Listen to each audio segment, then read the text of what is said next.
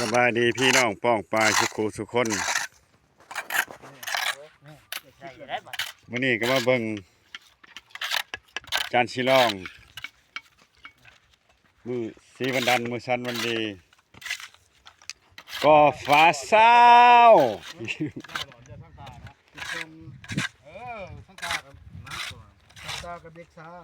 ฟ้าเศร้า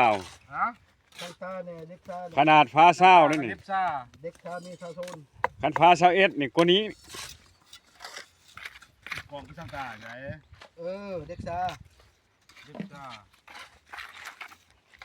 เด็กจ้าเด็กชามีชาโซนทีมงานอบตคือเก่าพี่น้องเอ้ยเจ้าช่างตา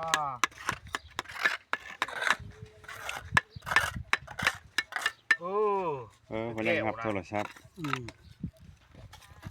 เด็กจ้าช่างตาอยู่ในหันนะแกจันไม่ใช่นะเลิกนะของขุดลงขุดโพดกับเด็กชาอย่าดี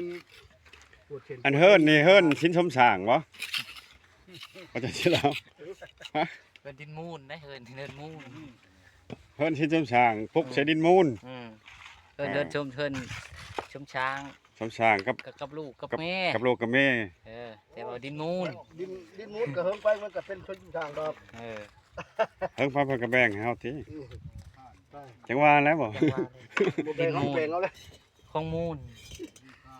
ฝากไปให้พ่อเฒ่าแม่เฒ่านี่เด้อบ่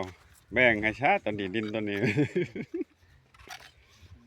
โอ้ยมันก็ตกเป็นผู้ของเจ้าอะไรตอนนี้ว้ายพูดของอะไรได้ก็ปั้นกันจะมาเรื่องของเขาตัวนี้เขาเจ็บเจ้าบ่เสร็จนะว้ายเขาจะเอาตัวนี้จะมาบ่ให้ลูกให้ไผลูกก็ลูกหลายคนเราก็เอาหมดอยู่แล้วทั้งเดือนว่ายังได้ครูใหญ่การเฮ็ดเวียกเฮ็ดงานนี่แดดบ่หรือว่าห่มแดดก็สู้แล้วทำนี่พอดีเรียกกรรมกรคือจะมันนี่แหละพอดีอันนี้อันเวียกรายวันบ่หรือว่าเวียกเมาเบิ่งนี่พอเบิ่งนี่สิเป็นเวียกรายวันเตื่อยๆนั่นน่ะความสามัคคีความสามัคคีเวียกรายวันยาแล้วยุทธกรสามัคคีแล้วก่อนก็แม่นนะกาคูเด้อบ่ได้พูดวัดเด้อปวดกาเด้อปวดกาคูอันนี้เป็นเวียกสามัคคีของหน่วยงานของหน่วยงานอบตท่านหมอจนเพิกซักยาเด้อมื้อนี้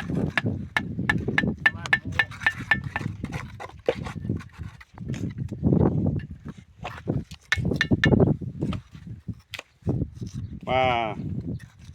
ประกอบส่วนเอื้อยแห้งเล็กๆน้อยๆจัดสิลองเพิ่นถามว่าเพื่อนเราเขาก็ได้เห็นสร้างเงินไม่ใช่กระเบื้องงามเพื่อนเราเขาก็ได้เห็นเนี่ยวะเก้าเสาบ่หัวหน้าอบตขั้นต้นเก้านี่แล้วยังสิเอาต่ออยู่เนาะยังสิต่ออีกอยู่90พุ่นแล้ว12 13ต้นเพราะว่าดินยังกว้างอยู่ยังกว้าง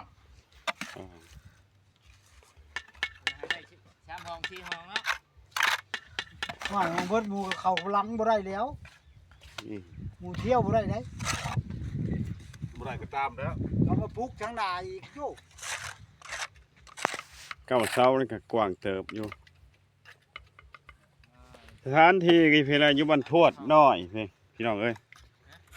ป่าพักเมกป่าพักเมกบ้านร่วมมิตรนั่นนี่มีรับเทศมีวังเมามีระบองคุมนี่เนาะคุมนี่ร่วมมิตรจะขึ้นตีนี่ขึ้นจะในจะพระดักข้าวพิษขาดตกเลยตกการเลยเป็นไงเบิ่งการผสมปูนนี่คือว่าหมดละปูนจังนี่หมดเลยได้จังไรเอาอีกรอบช่องรอบที่1อันนี้รอบเช้าในรอบที่1รอบเช้าจังในรอบช้อยๆให้มันได้หินกับทรายนี่รถเดียวกันบ่นี่รถเดียวกันได้หลายเนาะราคา2,800,000เด้อพี่น้องเด้อโอ้ราคาย่อมเยาติดต่อได้ทั้งหัน เจ๊แก้ว เจี๊ยแก้ววาดโพดเนื้อคนทับใส่ดีเนาะ อืม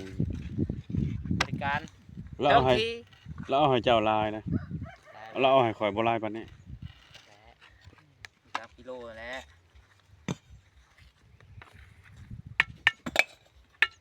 มาเด้อรอเด้อปูนหมดเลยเด้อจิบโซปูนเด้อบัดนี้เด้อ ปูนมาให้แน่ ตะโลกก็มีหน้ามาประกอบส่วน เอาตีให้ ตะโลกก็มา ตีให้มันแล้วก็หั่นเลย นี่ เอาคำคูณนูนขึ้นให้แล้วไว้เด้อสำหรับคลิปนี้ก็สิได้โจ๊ะไว้ซ้ำนี้ รอดแล้ว ขอบใจพี่ๆน้อง เข้า ๆเขาเบิ่งเขาส้ม เป็นกำลังอกกำลังใจ เพื่อนจันทร์สีรอง